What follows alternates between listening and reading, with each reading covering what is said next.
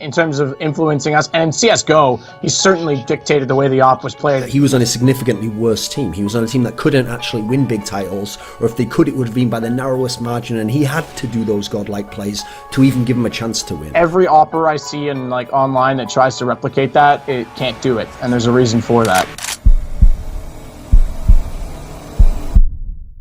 Pushes from Titan have been called and found out, but there's KennyS with two, and a third as well, and a fourth! Unbelievable play from Kenny, and he gets the ace! I'm always worried when I see KennyS kind of frowning while he's playing. You know, you want KennyS to be smiling. Anything could happen if Kenny was alive and he had an AWP. That's how good he was. Does get planted still. KennyS stuck in the sight, finding more. That's brilliant, and KennyS again up close. Oh my goodness, KennyS! This guy's absolutely insane. Kenny Schrub didn't have your average ascent to greatness, but the French prodigy who grew up in the world of Counter-Strike has become synonymous with the game's tradition of highlight plays and even the mighty AWP itself. This is the story of KennyS. Kenny, what are you doing? You've got to be Kenny, that's a clutch! Oh my god! Born in France in 1995, it's not an exaggeration to say that Kenny grew up in Counter-Strike. He would try the game for the first time at the age of 6 because his older brother Cyril was already playing. When Cyril was away at school, Kenny would get some time on the computer, and though Counter-Strike was his refuge from family issues, what he found in it was longer lived. On a 10 ans de différence avec Kenny et déjà quand il avait 8 ans, il était déjà à notre niveau. Ensuite, on a fait une compétition locale qu'on a gagnée grâce à Kenny. Il avait 11 ans à l'époque. Kenny would return from school and play the game late into the evening, drawing concern from his mother. But those late nights allowed Kenny to make his way into France's competitive Counter-Strike scene. And not only had Kenny found a foothold in the game, he had discovered his niche in it as well. The AWP, or AWP, has been an important part of competitive Counter-Strike from the very beginning. The high-powered sniper rifle offers a one-shot kill with a hit to the head or chest, but is offset by a slow rate of fire and a considerable monetary investment. Despite the weapon's loud signature report, it is a precision weapon, harnessed by the sniper's reflexes to bring instant ruin to the opposition. The young Kenny showed affinity for the weapon, and while he has said that it's hard to pinpoint the exact moment that he decided to take on the sniper role, he says he feels that the weapon chose him. Working his way up through the French scene, Kenny met a player called Bless and began playing on a community Mumble server called The Wall, which is where his career would begin in earnest. With most of his early matches being played online, Kenny's prowess drew attention from some on the server. Mais il s'est fait repérer assez rapidement, sachant qu'à cette époque, il y avait un projet d'équipe avec Malek et moi, et bon, il avait été plus ou moins testé. Je me souviens à l'époque on ne l'a pas vu parce qu'on le considérait vraiment beaucoup trop inexpérimenté et il y avait un risque d'onliner, même si moi sur ça en tout cas je l'ai toujours défendu, je sentais qu'il y avait vraiment un talent qui allait peut-être percer dans le futur. Most players don't get the opportunity to start off with one of their region's best teams, but Kenny did. In 2011, he was trialing with Very Games, a French Counter-Strike source roster that fielded the likes of Existence, NBK, RPK, and Apex. But Kenny's debut at offline events was anything but smooth. While he was able to prove that he wasn't cheating, the pressure of the later rounds got to him, a pattern that would repeat itself later in his career. Assez évident qu'il n'allait pas être retenu chez VG, mais la PXL, il a fail, hein, c'était son premier event. Enfin, de mémoire, il n'était pas bon, quoi. Mais non, j'ai pas changé de mentalité, je savais que... Enfin, il était vraiment très jeune, et ça se voyait presque sur son visage que voilà quoi, c'était le petit pousset, il arrivait, qu'est-ce qui se passe ici? Individuellement très bon, mais après tout le reste vraiment c'était tout à revoir et tout à travailler. Donc, I think a lot of it has to do with his playstyle. Certain teams don't necessarily favor him to be aggressive as he is. He kind of had to prove himself in that regard. But I mean, you talk about success coming through Source and whatnot. He was a young player. It's hard to get a chance when you're that young. While Very Games would continue without Kenny, he quickly found a spot on Team Extensive. And although he hadn't made the cut with VG, he didn't view the experience negatively considering the competition he had faced. But 5 months later, Kenny would finally get his chance to join the Very Games starting roster following MK's removal. Notre choix il s'est vite porté vers vers Kenny. Alors tout d'abord parce qu'on l'avait déjà testé, que franchement il y avait vraiment des qualités et il apportait vraiment quelque chose dans le jeu. Enfin, c'est toujours impressionnant pour un jeune joueur de jouer avec des tels joueurs. C'est des monuments pour moi. C'était des monuments pour moi et je les regardais et je me disais mais je serai jamais à leur niveau. Kenny and the team attended both Insomnia 45 and 46 for CS Source, taking home the first place prize at both events. But a challenge loomed on the horizon: the impending release of Counter-Strike Global Offensive. Source had been the game that Kenny had built his young career in, and the move to Global Offensive was anything but easy. If you look at the game closely, first, the game looks like Counter-Strike Source. The recoil, the graphics, everything looks like Source. But when you look at the gameplay, the tactics, and everything like that, you can really see that the game is more for 1.6. The game's early reception was mixed, and for competitive players from both Source and CS 1.6, it felt different, and there was a lot to learn, and not a lot of time to learn it. Moi j'étais ultra frustré parce que je venais d'arriver sur Source en tant que pro. Et voilà, 5 mois après, il y a un nouveau jeu et Source, on oublie quoi. Donc moi j'étais vraiment frustré et le jeu, sur la bêta, même mon manager Jérôme était meilleur que moi, donc j'étais assez inquiet. Almost immediately after Global Offensive's release, the team headed to DreamHack Valencia 2012. Once he got to land, though, Kenny found his groove, making some great plays with the Op's newest incarnation. Very Games went for this push into upper there that just didn't quite work out, but Kenny's... Oh! Existence could make a huge play here. Fiflaren in a bad spot. He is completely blind, trying to hang out on ladder train. Oh, he actually gets it. And now it's only KennyS remaining. Huge headshot onto Kenny. Oh my god, what's going on in this little Frenchman's head? But on the other hand, an op isn't exactly the weapon you want in a 1 versus 1. KennyS is working into the right angle, and so is Fiflaren. They're about to run directly into each other. Kenny gonna pick up the advantage and able to take him down. What a huge round from Kenny. Still, it wasn't enough to take first place. Very Games, considered by many to be the strongest Source team in the world at that time, was upended by Ninjas in Pajamas, who had been previously playing CS 1.6. This could be it for Very Games as they're working their way into the bomb site, trying to split both ways, but they're being contended very well. They're being pushed back into white holes. Fiflaren onto Smiths. Steel Series, Exist onto Kenny's. And there it is, ladies and gentlemen. A new rivalry was born from the convergence of both scenes in CSGO, and VG's inability to beat NIP over the following months would become a source of frustration for the team. Very Games did eventually start to catch up to NIP, but a victory against them remained elusive. Get right position. Get right will win it for NIP Gaming. But for Kenny, the rivalry was put on hold in the wake of the ESEA Season 13 LAN Finals. A disappointing third-place finish after a loss to Quantic Gaming meant that it wasn't VG playing NIP in the finals. Mon kick s'est fait en rentrant, donc j'ai eu un appel de Jérôme.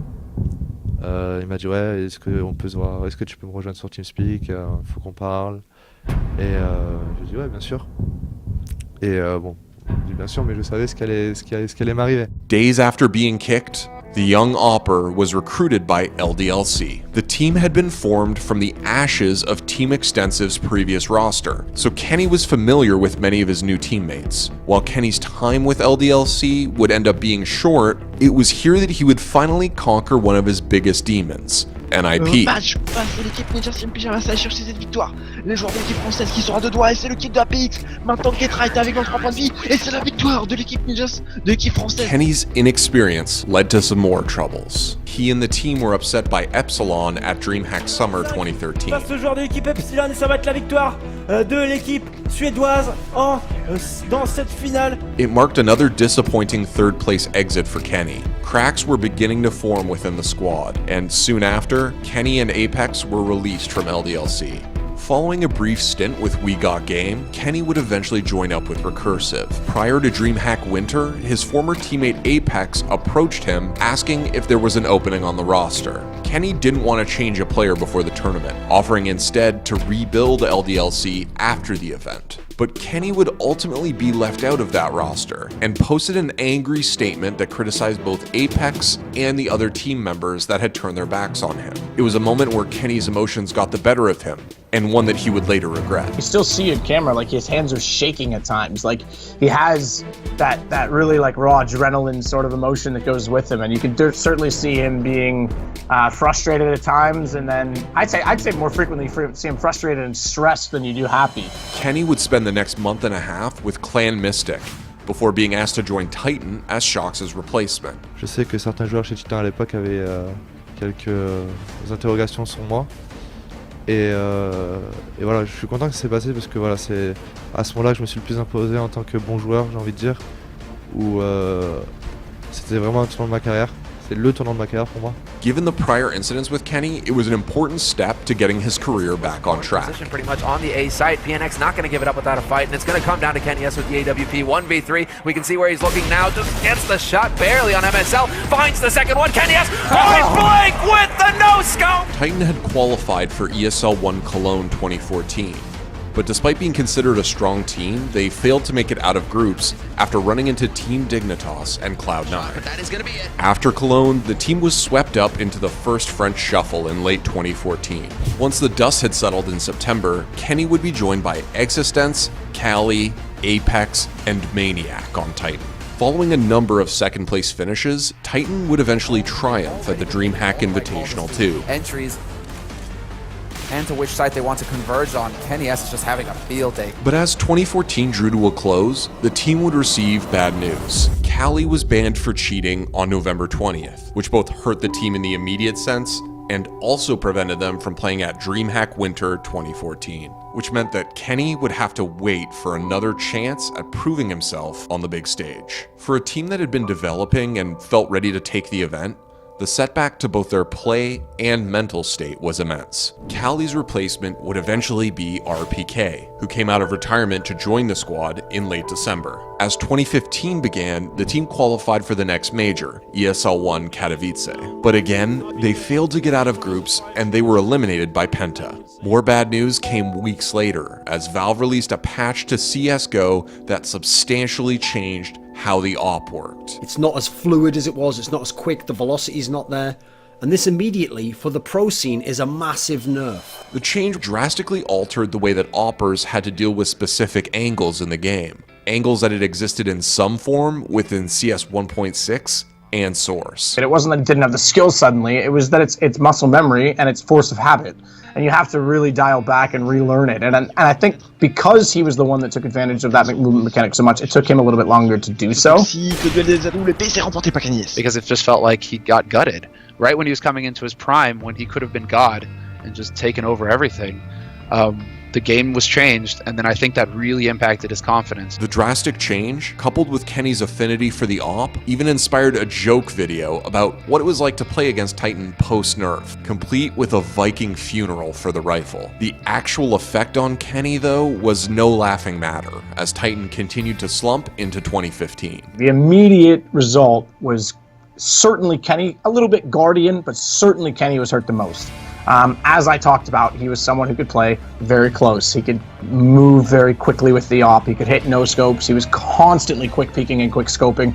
That movement mechanic was taken out quite significantly. Titan managed top 4 placements at ESL Pro League 1, ESEA Season 18, Gfinity Spring Masters 2, and DreamHack Summer 2015. And despite his struggles, Kenny still produced the incredible moments he was known for.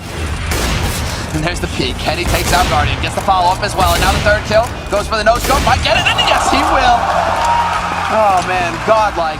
I mean, yes, okay, his team were set up around him, but it didn't matter. If Kenny was in a 1v3, you'd almost take positive odds for him to come out and, and just get that 1v3 and clutch it. He was so scary, to the point where the most dominant team in CSGO history, Fnatic, with Olaf Meister and everybody, right? They were like, We don't like playing against Kenny. Kenny makes me scared. All of a sudden, I don't know what to do when I'm playing against Kenny, because if I peek even a pixel, I could be dead. Just knowing that they're close as well. It's going to be the old battle again. JW versus Kenny, and Kenny comes out on top. JW was 1 pixel away with that shot, and look at Titan. Here comes the speed right into the A-bomb side. They're not missing a step. Kenny with the second shot. But the results were not what fans expected from such a high-profile roster. The slump brought consequences, and when the second French shuffle completed in July 2015, Kenny was once again on the move, heading to Team Envious with Apex. Yet again, he and Shox had switched teams. Both Titan and Envy had been underperforming before the swap, but afterwards was a different story. Envy went on to win IEM Gamescom against Danish upstarts Team Solo Mid. Work with the bomb plant's gonna take 5 seconds alone. He's gonna go for it behind the fountain. Kerrigan just gonna charge him down. He's gonna miss quite a few pistol shots. KennyS, he picks up the kill! Kerrigan should not have, but then he gets the second! KennyS clutches the round! Not only was it a win, but it was a decisive one. Although it wasn't a major, the event was a proving ground for the newly formed roster. Weeks later, the team was facing down their first major appearance at ESL 1 Cologne 2015. Envious would emerge from Group B as the top team, but they weren't satisfied with just that. In the quarterfinals, Envy cut through Na'Vi. Is he gonna try and go huge here? KennyS on sight, straight in his face, doesn't hit the no-scope, doesn't hit the pistol! Oh, for the night! KennyS, would you believe it? The balls on that man to go for that play! And Envy surely now with the plant going down or closing out, and who would it be but KennyS to take the semi-finals? Then they cast aside TSM in the semi-finals. Envy, they're punishing TSM. Debris goes down. And it all comes down to Sipnix here. 1v4. He's got 15 seconds and Kenny denies it. Envy, they make their grand finals here in Cologne. A surging Fnatic awaited them in the grand finals, and Kenny was one best-of-3 series away from winning his first major. But Fnatic's Crims had other plans. They heard the plant happy, tried to go aggressive, tried to rattle the shots through, but as you saw MBK, he's going full on. He's just ready to pounce on through, and why would they slow down? There's the flash, that's going to catch Crims out, they're going to push on through. MBK gets one, but Crims with a spray down, he gets himself the triple, and Fnatic are not done yet. That was the turning point. A round that should have been an easy win. Instead, it collapsed in such spectacular fashion that the victory seemed impossible. It's going to require a miracle and nothing less for Happy to make it out. I don't think there's any chance. Flusher looking to end this. It's going to be a third title for Fnatic. They win a third major championship in global offensive. Taking second should still have been an encouraging result, but it wasn't for Kenny. Kenny must be devastated right now. He had probably the worst game of his career on that cobblestone game. J'ai vraiment essayé d'être fort, mais une fois arrivé au backstage, je pouvais pas contenir les larmes, quoi. Despite their disappointment, Kenny and Envious would return with a vengeance at DreamHack Open London a few weeks later, taking first place after beating Team Solo Mid in the grand finals. With renewed confidence, the team set their sights on the next Valve major, DreamHack Cluj-Napoca. The event would see Envy top their group and cast aside Fnatic in the bracket stage. But an absolute nail-biter against G2 Esports in the semifinals nearly dashed their championship hopes. With Envy down one map after dropping Dust 2, G2 managed to force overtime on Inferno.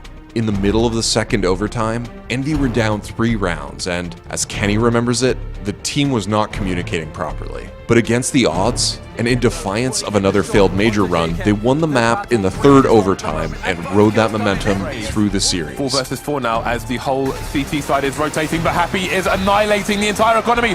3-man spray down, mouse one all day, 3 headshots for him. Only Fox remains now versus 4 players. He'll take one, and that's going to be that. Envy will take it in one of the most difficult victories I have ever seen in Counter-Strike. In the grand finals, they'd face a familiar adversary, Na'Vi. There they won Train, Na'Vi's map, in a close game. But it was on Cobble where they dominated. And now it's a 1 versus 1, Alt versus Alt, Kenny versus Guardian, and this could be a huge round for either player, and Kenny, he steals it away, it doesn't even matter. There's the shot, and the money for Na'Vi is gonna be reset. MBK removes Zeus, and it's not looking good. Oh, and a second headshot there. Flamey gonna be gone. Hiroshima, and there it is. Picking it down. Envy winning the last major of 2015 and the second title in a row here for three of these players. The first for Kenny and Apex. What a victory. Just under 4 years since his first LAN appearance, Kenny, a player that many had already described as the world's best AWPer, had finally won his first major. Et surtout que ouais, le parcours a pas été facile quoi. On était quasiment out en demi et voilà, c'était une première victoire en major et c'est jouissif. Unbeknownst to them at the time, Cluj-Napoca was also the highest competitive point that this incarnation of the roster would ever reach.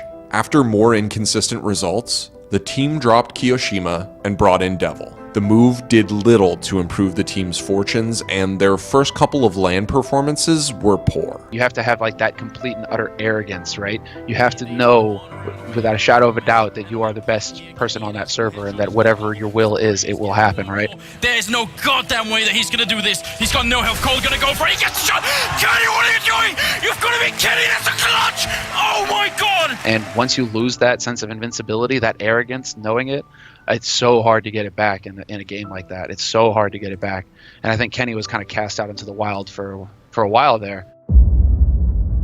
Then the unthinkable happened. After years of missing each other, the latest French shuffle saw the creation of a G2 team that, for the first time, included both KennyS and Shox. Dubbed by some to be the French super team, the roster also fielded NBK, Apex, and Body. And in his quest for further glory with G2, Kenny has reminded everyone why he should be feared. And indeed one is. Kenny with a simply rude peek into C's. On top of Mustang, KennyS in heaven. KennyS with the double kill and the triple for the round and the quad. After the action, Kenny first at the bat, he finds a shot, but he's being pressured up close. He needs Shox to support him. He's watching for a flank, but what? Squad! Oh my god, Kenny gets an incredible kill against Sixer! Are going to rely on Kenny to deal with the players from long. Able to take down one. There's more where that came from though, but for Kenny, it is simply too easy. Meaning Happy will just about survive. Still on 6 HP, gonna go for the push, gets the no-scope onto Scream. That's ridiculous, leaving Happy. He's just gonna go straight for the defuse. Kenny getting the timing, and he will even get the kill in the end. Wonderful stuff from Kenny. Middle, but it's quickly dealt with, and now it's just a cleanup for G2 as they will take that lead back. There he is, KennyS with the 4K. Which is going directly toward Kenny, yes! Kenny has grown up in CS, and he's got plenty of career ahead of him. And regardless of what comes next, he has emerged through a battle against his own emotional nature as truly one of the best to ever pick up the AWP. Teams completely changed how they played the game just because of one player, because of Kenny. That's how scarily good he was.